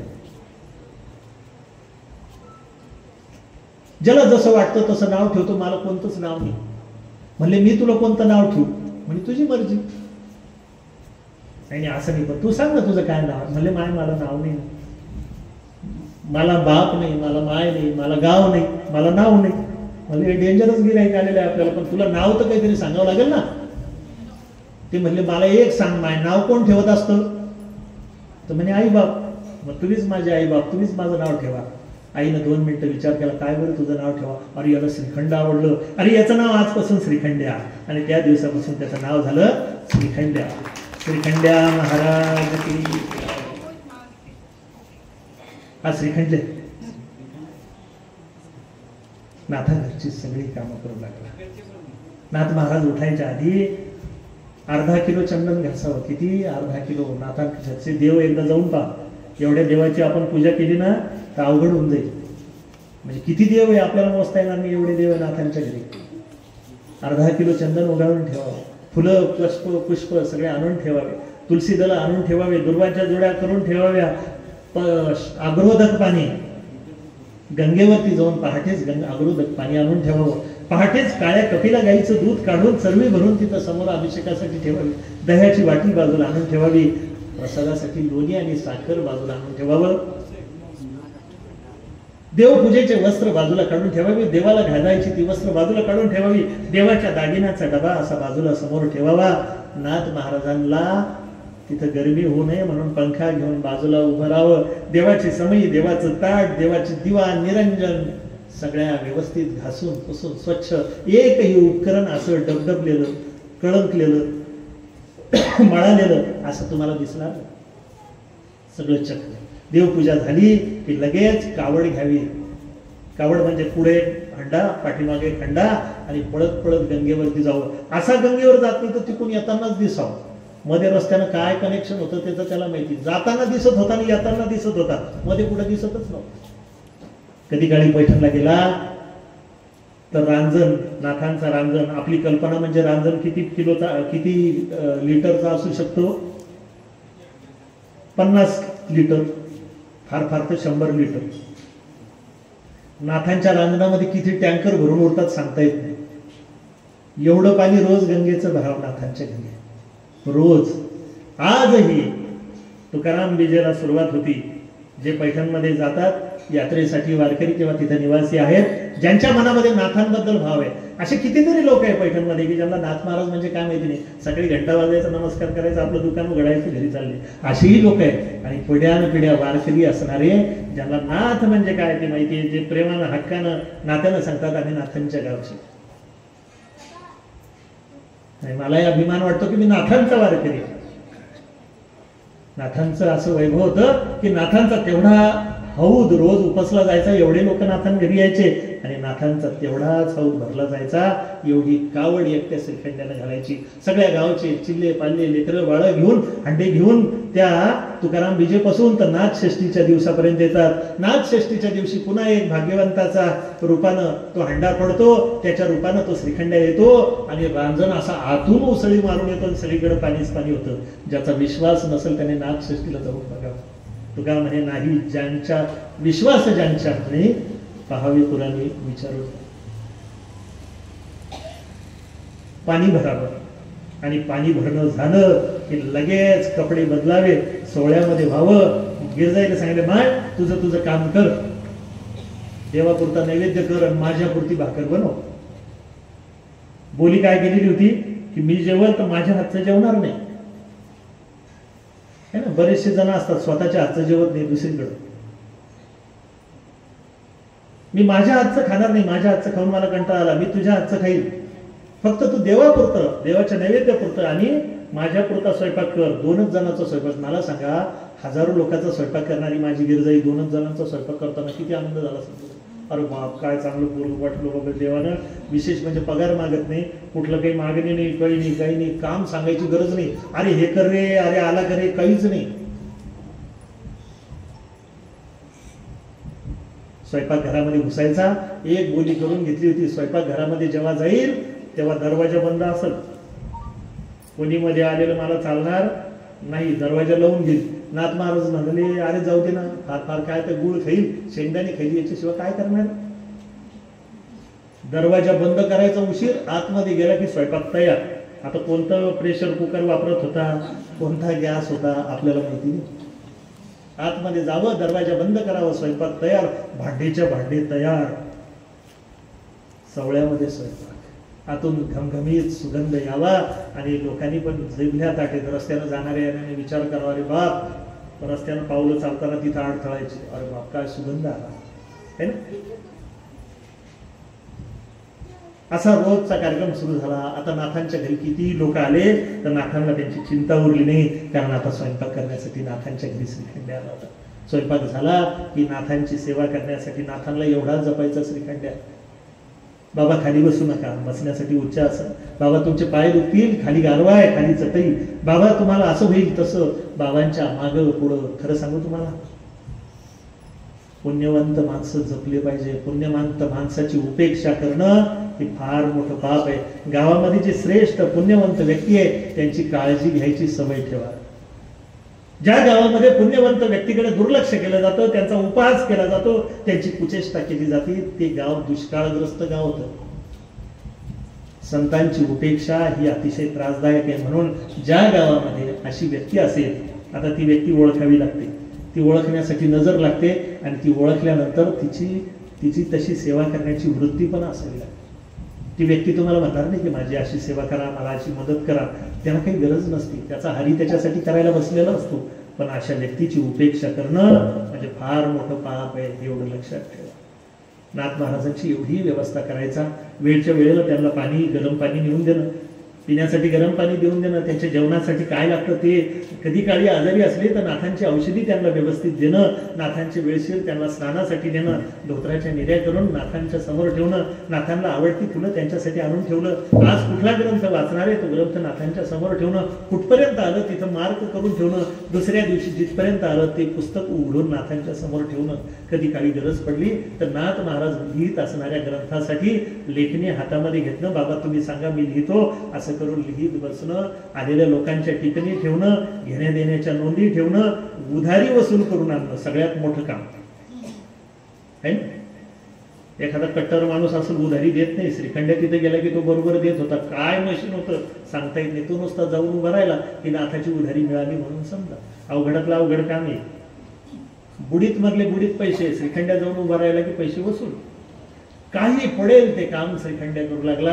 आणि नाथांना एवढा उल्हास आला की देवा फक्त मी मनोमन एकदा तुला सांगितलं की मला असा एखादा माणूस पाठव, आणि असं माझं वाक्य पूर्ण होण्याच्या आतच तू पाठवला.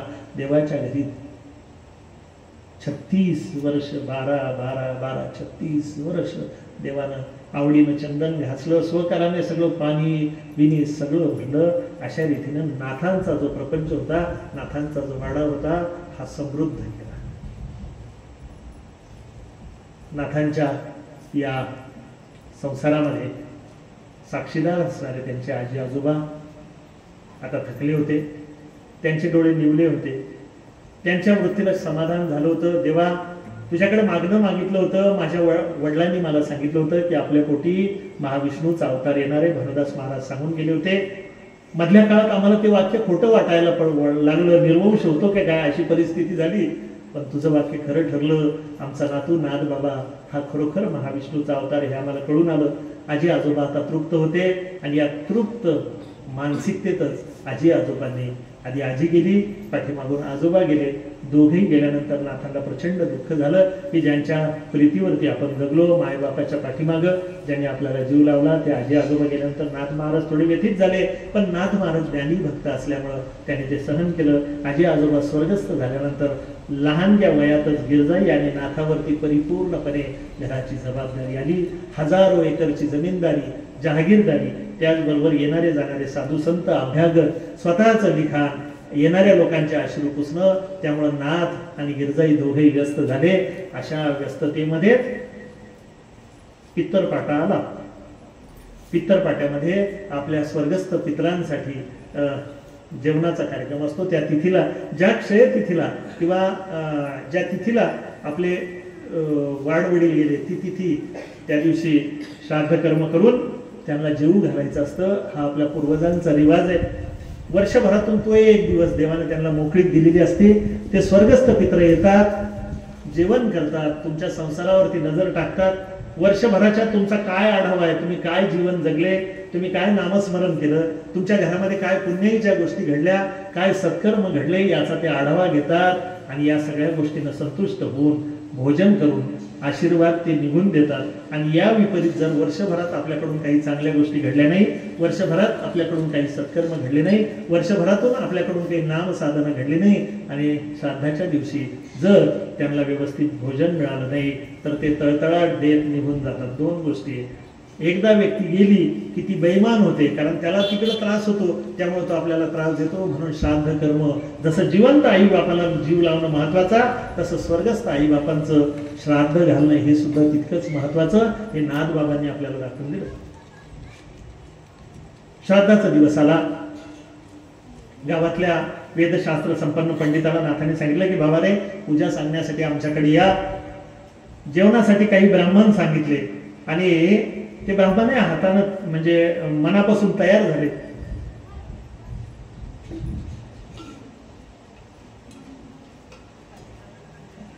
एक तर नाथपाड्यामध्ये भरपूर दक्षिणा मिळते आणि दुसरी गोष्ट, नाथांच्या घरचं जे भोजन आहे ना, त्यासारखी चव कुठं मिळणं शक्य नाही. म्हणून दोन गोष्टी होत्या की पैसाही मिळतो आणि असं सुग्रास जेवण की ज्या जेवणाची चव वर्षभर ओठावरती राहावी, असं भोजन. म्हणून लोकांनी आग्रहानं आनंदानं नाथांचं भोजनाचं निमंत्रण स्वीकारलं.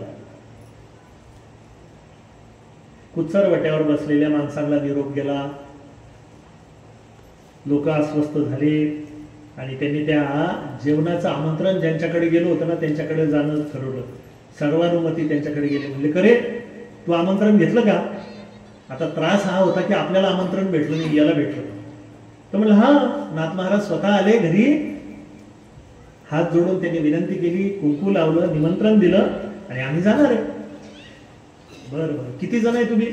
त्यांनी सांगितलं आम्ही 10-15 जण आहे. कोण कोण आहे त्याची यादी दे बरं. यादी घेतली, त्या सगळ्यांच्या घरी गेले. करे भाऊ किती दक्षिणा? तर ते म्हणे 500 रुपये. एवढीच? या लोकांनी आपसापसात वर्गणी केली 1000 रुपये.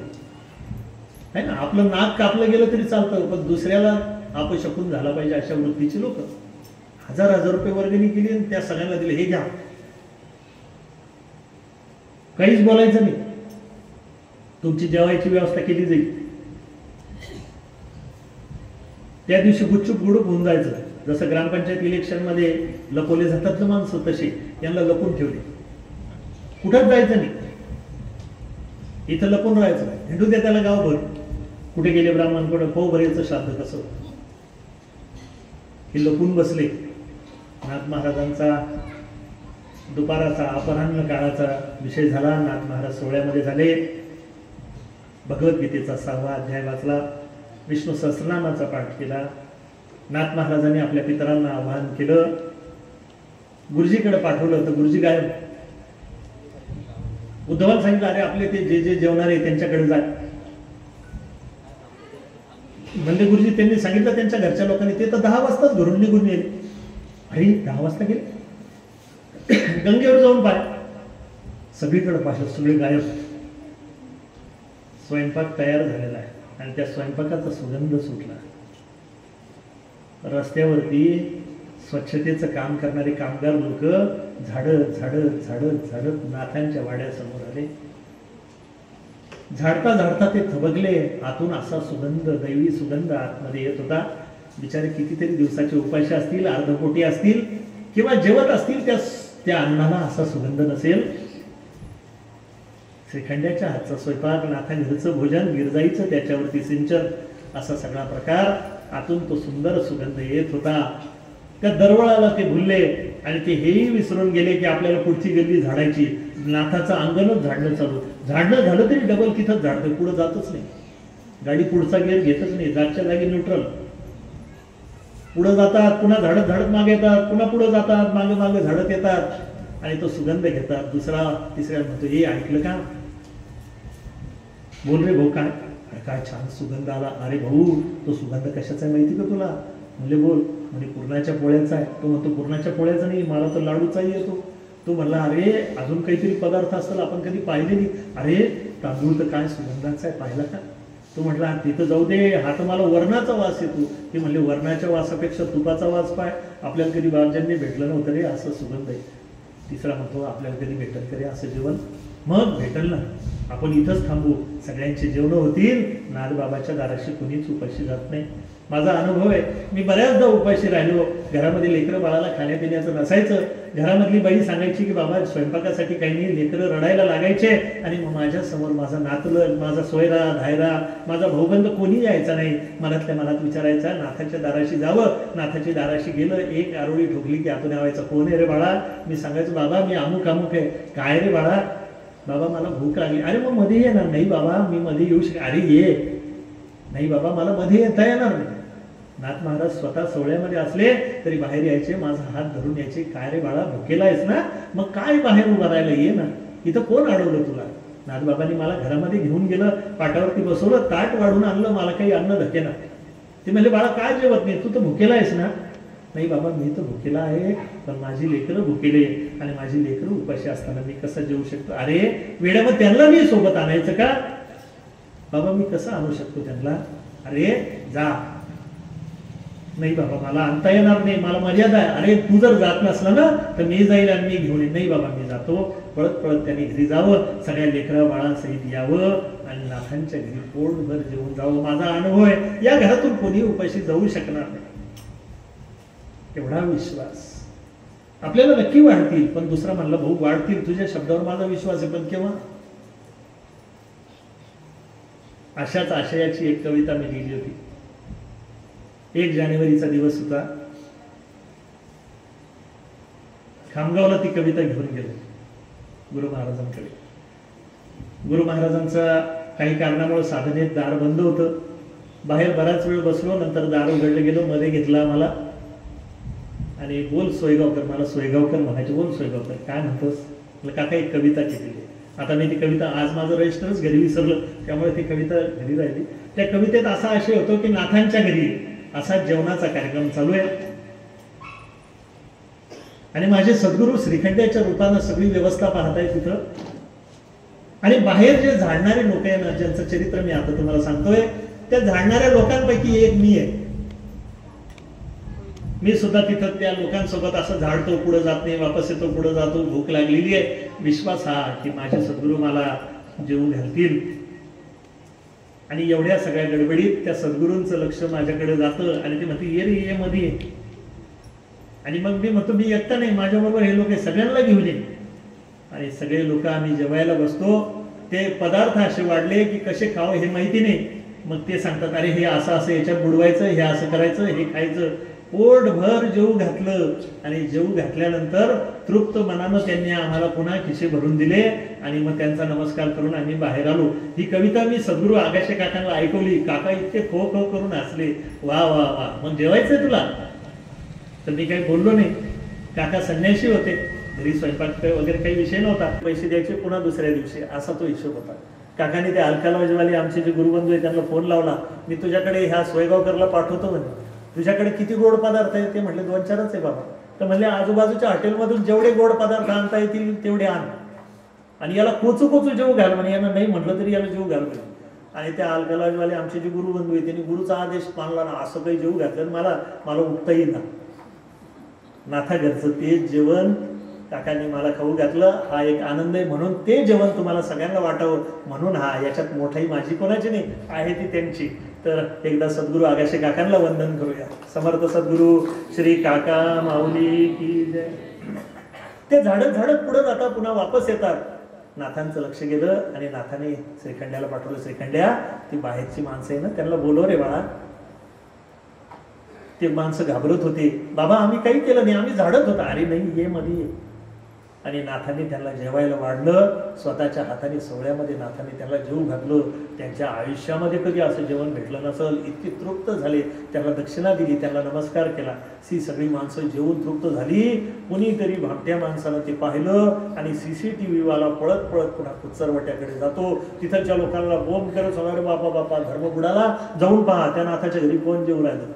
त्यानं हे जे जेवायला सांगितलेले ब्राह्मणाने उपाशीच नेले तिकडं, यांची दक्षिणा गेली तिकडं. आणि हे इथं दुसरे जेवून गेले. सगळ्यांचा मोर्चा नाथांच्या घरी आला. म्हणले नाथा तुम्ही अधर्म लावला. म्हणले काय झालं? म्हणे तुम्ही श्राद्धाची ब्राह्मण जेवायला सांगता, जेव दुसऱ्याला घातलं. ते म्हटले असं का, असं झालं का? ते म्हणले असं झालं का म्हणजे काय, असं केलंय तुम्ही? मग बघा म्हणे मध्ये जाऊन. आतमध्ये गेले 2-4 जण, फोटो काढून आणू मोबाईलमध्ये दाखवू यांना असं म्हणून 2-4 जण मध्ये गेले. आणि पाहता तो काय यांना चक्कर येऊनच पडले ते खाली. त्यांनी पाहिलं की नाथांचे आजोबा चक्रपाणीजी, नाही नाथांचे पंजोबा भानुदास महाराज, आजोबा चक्रपाणीजी, वडील सूर्यपाणी, तिन्ही एका रांगेत. वडील आजोबा आणि पंजोबा असं 3 पिंड असतात ना, तिघं जेवायला बसलेले. हे झालं नाथांचं. नाथांच्या मातुल कुळामधले 3 जण तिकडे जेवायला बसले. आणि जे जे पाहायला आलेले होते त्याने कॅमेरे घेऊन त्यांचे पण पंजोबा आजोबा बाप तिन्ही जेवायला बसले. ते बोंबा मारत म्हणजे बापडी म्हातारे जेवायला बसलेले. आपल्या घरी पित्राला कधी आलं नाही, तिथं आलेले. सगळ्यांचे पित्र, अवघ्या पैठणमधले जेवढे पित्र होते की नाही, जे जे गेलेले वर सगळे, ते सगळे नाथांच्या दारी पित्र. अरे खरं सांगू, देव तिथं वाट पाहतो. अशा संतांच्या दाराचं कणभर अन्न जरी मिळालं तरी तो जीवात्मा पुण्यवंत होऊन मुक्त होतो. नाथा घरचे भोजन सारा गाव पंगतीला, दूध भात सर्वामुखी आग्रहानं भरवला. नाथ महाराज त्याला जेवू घालत होते आणि ते पाहत होते की जेवता जेवता पूर्ण जेवण झालं की वायुरूप होऊन एक एक एक एक पित्रात्मा नाथांना उदंड आशीर्वाद देत. काही भोग योनीमध्ये गेलेले, काही सर्प योनीमध्ये गेलेले, काही पिशाच योनीमध्ये गेलेले, काही स्वर्गस्थ झालेले, काही विष्णू लोकात गेलेले, काही गोलोकात गेलेले, तर काही आधेमध्ये अडकले, काही इधर न उधर असे पण होते त्याच्यामध्ये. पण हे सगळे लोक सगळे स्वर्गस्थ होत होते. नाथा घरच्या प्रसादाचा हा अनुभव लोकांनी घेतला. एवढी प्रचिती येत होती पण अजून विश्वास बसत नव्हता. वारंवार प्रचिती येऊनही संशय धरणं हे सामान्य माणसाचं लक्षण आहे. एकदा संशय, 2दा संशय, 10दा संशय, पण 11व्यांदा नाही चालत ना. आणखी एक गोष्ट अशी घडून आली की ज्या गोष्टीनं सगळ्या पैठणकरांचा संताप नाथांविषयी प्रचंड वाढला. पैठणमध्ये एक व्यक्ती होती, त्या व्यक्तीचं नाव होतं दंडवत स्वामी. हे दंडवत स्वामी असे होते, सिद्धपुरुष होते, नाथांचे शिष्य होते. आणि हे काय करायचे, तर जो माणूस दिसेल त्याला दंडवत घालायचे. कोणी लहान लेकरू दिसो, मोठा माणूस दिसो, कोणी दिसो, यांचा कार्यक्रम एकच, माणूस दिसला की त्याला दंडवत नमस्कार. आणि या दंडवताचा परिणाम असा झाला, त्यांना सिद्धी प्राप्त झाली. एक दिवस एक कुचेष्टेखोर माणसाला त्यांनी दंडवत नमस्कार घातला. ते म्हणले मला काय नमस्कार घालतो, हे बाजूला गाढव मरून पडलेले, याला नमस्कार घाल. ते म्हणले असं का, बर. दंडवत स्वामीनं त्या गाढवालाही नमस्कार घातला. ते काय संतांच्या विभूती, त्यांना काही असा अपर भाव काही नाही. माणसाला काय नमस्कार घालतो, मी कामामध्ये, मला इतकं कचेरीत जायची घाई, मध्येच आडवं पडलं म्हणे खुशाल, मला काय नमस्कार घालतो, त्याला नमस्कार घाल असं म्हटल्याबरोबर दंडवत स्वामीनं त्या गाढवाला नमस्कार घातला. मेलेल्या गाढवानं कान फडफडले, गाढव उठून उभं राहिलो.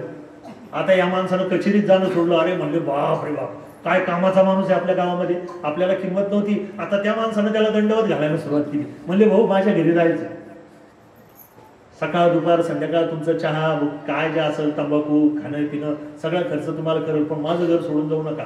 कशा करता, यदा कदाचित आमच्या घरातलं किंवा मी कोणी मेलं तर बरं आहे, दंडवत नमस्कार घातला की पुन्हा कार्यक्रम सुरू. लयच त्याच्यावरती सुरू झालं. पैठणमध्ये कोणी मेलं की चालले लोक, हे दंडवत स्वामीला शोधून आणा. गावात कुठेतरी गेलेले असतील तिथून त्यांना पकडून आणायचं आणि स्वामी घाला याला नमस्कार. त्याला नमस्कार केला की ते नाचतच उठायचं. लोकांना वाटलं देवानं काय कृपा केली बुवा, आपल्या नगरीत तर कोणी मारायचं कामच नाही. लोकांनी चौकी पहारे नेमले त्याच्यावरती. दुसऱ्या गाववाले, बाजूच्या मुंगेवाले, पाटेगाववाले, इकडचे जायकवाडीवाले, पिंपळगाववाले कोणीतरी पळून नेतील याच्यावर लक्ष ठेवा. 5-5 माणसं मागं पुढं त्याच्या. बाबा जेवता का, बाबा खाता का, त्यांना डिहायड्रेशन, त्याला काय जुलाब होईपर्यंत खाऊ घालू लागले त्याला. नाथांच्या ही गोष्ट लक्षात आली की अरे हा चुकीचं करतोय. नाथांच्या लक्षात आलं की सिद्धीमुळे माणसं योग याग विधी येणे नव्हे सिद्धी, वायाची उपाधी दंभ धर्म. हरिपाठामध्ये ज्ञानदेवांनी लिहून ठेवलेलं आहे की अशा प्रकारची सिद्धी अतिशय वाईट असते. नाथांच्या हे लक्षात आलं आणि नाथाने त्या दंडवत स्वामींना बोलवून पाठवलं. दंडवत स्वामी आले, नाथांच्या चरणी लागले. नाथ बाबा त्यांना म्हणले, दंडवता चुकीचं वागतोस. ते म्हणले, स्वामी आज्ञा करा. संत होते दंडवत स्वामी सुद्धा. स्वामी आज्ञा करा. काही नाही, तू अतिशय चुकीचं वागलास. उद्या तुझी ही कीर्ती राजापर्यंत जाईल आणि तुला पकडून राजे लोक घेऊन जातील. जन्म मरणाचा हा जो भगवंताने लावलेला खेळ आहे, ज्याच्यामध्ये साधू संतांनी स्वतःला मान्य करून घेतलेलं आहे, अशा खेळात तू बाधा आणलेली. तू दैवी सृष्टीला धोका निर्माण केलेला आहेस. त्यामुळे तू देवाच्या नजरेमध्ये उतरण्याआधी समाधी घेऊन टाक. ते म्हणले, जशी आज्ञा बाबा. आणि दंडवत स्वामी जे निघाले त्यांनी समाधी घेतली. कुठे आहे दंडवत स्वामीची समाधी? माहिती आहे का सायली तुला? नाही माहिती, मी सांगतो. गाडेश्वर मंदिर आहे ना, गाडेश्वर मंदिराच्या पाठीमागं पाण्याचं फिल्टर आहे बघ. त्या पाण्याच्या फिल्टरच्या खाली उतरलो आपण. वेड्या बाबळीचं वन आहे. पैठणकरांना आज काही गरज उरली नाही तिची, कारण आता काही त्यांना दंडावर घालणं शक्य नाही. समाधी ते नव्हतो, त्याच्यामुळे दुर्लक्ष आहे. वेड्या बाबळीमध्ये समाधी त्याची. मी पैठणला जेव्हा जातो तर आवर्जून दंडवत स्वामीला नमस्कार करतो. यावेळेस जाणं झालं नाही, दुरूनच नमस्कार केला त्यांना. हे दंडवत स्वामी तिथं समाधीस्थ त्यांना दिली. गावकऱ्यांना जेव्हा समजलं, त्यांनी नाथावर ब्रह्महत्येचा गुन्हा टाकला. एवढा मोठा कामाचा माणूस मारून टाकला ह्या माणसानं. काही कळायला पाहिजे होतं नाथ महाराजांना की हे तर कामाचं काही आपल्या काही कामाचं नाही. आणि इकून तिकून एवढा मोठा कामाचा माणूस होता. कुठलंही म्हातारं कोतारं काही गेलं की लोकांनी दंडवत स्वामीला धरून आणायचं. बाबा घाना नमस्कार. किती सोपा इलाज होता. आणि कोणी मरच ना पैठणमध्ये. चांगला कार्यक्रम झाला म्हणे. एवढा चांगला सोन्यासारखा माणूस या माणसानं समाधीस्थ घातला आणि याच्यावर ब्रह्महत्येचा गुन्हा घातला. त्या काळामध्ये 2 ठिकाणी न्याय निवाडा व्हायचा. एक तर उत्तर काशी म्हणजे वाराणसीमध्ये, नाही तर दक्षिण काशी म्हणजे पैठणमध्ये. सगळी धर्मसभा बसली आणि धर्मसभेनं असं ठरवलं, असा काही गुतला म्हणे. आता नाथ महाराज, मी तुम्हाला सांगितलं परवाच्या निरूपणात की सरळ माणूस कात्रीत सापडला की लोक कात्री लावल्याशिवाय राहतात का? फक्त सरळ माणूस एकदा अडचणीत सापडलेला दिसला पाहिजे. कात्रीमध्ये घेतलाच समजा. सगळी धर्मसभा बसली आणि धर्मसभेनं एक मुखाने निर्णय दिला की नाथांना देहांत प्रायश्चित्त द्यायचं. पण असं वाटतं कामा नये की आपण नाथांना त्याचं न ऐकता किंवा त्याला सुटण्याची संधी न देता त्याला देहांत प्रायश्चित्त दिलं. म्हणून ज्ञानदेवालाच असा निर्णय केला होता आपण. तसा निर्णय देऊ. आपण ज्ञानदेवाला सांगितलं होतं, रेड्यामुखी जर वेद बोलवशील तर आम्ही समजू तुझी विद्या खरी आहे, नाही तर तू जादूगार आहे, बंगाली विद्या आहे, असं आपण ठरवू. कधी पैठणला गेलात, नागघाटावर आजही त्या रेड्याची मूर्ती आहे. ज्या नागघाटाचा उल्लेख आपण पहिल्या दिवशीच्या अभंगामध्ये घेतला की शालिवान राजाची ती आई त्या नागकन्येच्या नागपुत्राच्या विवाह होते आणि तिथून जो मुलगा जन्माला आला तो गौतम पुत्र सातकर्णी, ज्याला आपण शालिवान म्हणतो, त्या नागघाटावर. पूर्वी पैठण तिकडं होतं, नंतर या उलथापालथीमध्ये हे नवीन पैठण इकडचं. न्यायसभा बसली आणि सगळ्यांनी सांगितलं एकदा याला संधी द्या, आणि संधी अशी द्या की सुटता न कामा नये. कुलूप असं लावायचं की किल्ली लागली नाही पाहिजे. सगळ्यांनी सांगितलं, हे पाय 250 वर्षापूर्वी आमच्या पूर्वजांनी ज्ञानेश्वर महाराजांना सुटकेसाठी एक पर्याय सांगितला होता की रेड्यामुखी वेद बोलव.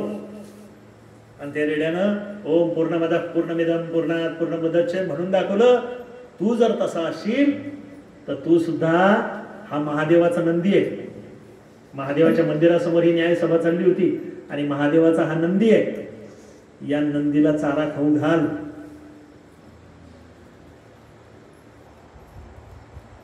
या नंदीनं जर चारा खाल्ला तर तुला आम्ही मोकळं सोडून देऊ, नाही तर तुला देहांत प्रायश्चित्त देऊ. नाथ महाराजांनी धर्म परिषदेला नमस्कार केला.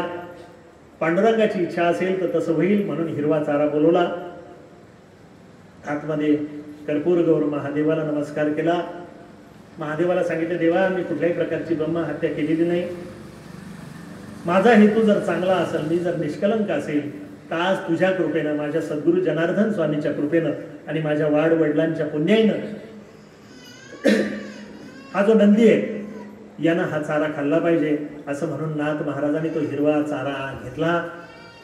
मोठ्या प्रेमानं तो नंदी पुढे ठेवला आणि जणू कित्येक दिवसापासून उपाशी असल्यासारखा त्या नंदीनं बक बक बक बक तो चारा खाऊन घेतला. आणि चारा खाल्ल्यानंतर सगळ्यांचे डोळे पांढरे झाले. म्हणजे याला जिथं जिथं पकडायला प्रयत्न करावा हे सुटून जातं राव, याला कोणताही पेच टाकावं याच्यातून हा पैलवान सुटून जातो. आणि सगळ्यांचा नाईलाज झाला, नाथांचा जय जयकार झाला. आणि धर्म परिषदेनं नाथ महाराजांना बेगुन्हा साबित करून सन्मानानं सोडलं. नाथ महाराज नंदीजवळ आले, म्हणले नंदी महाराजा तुम्ही चमत्कार दाखवला, जो दंडवत स्वामीला दिला की त्यांना समाधी घ्यायला लावली, तुम्हाला सुद्धा आता थांबता येणार नाही, कृपा करा आणि आता गोदावरीमध्ये उडी घ्या.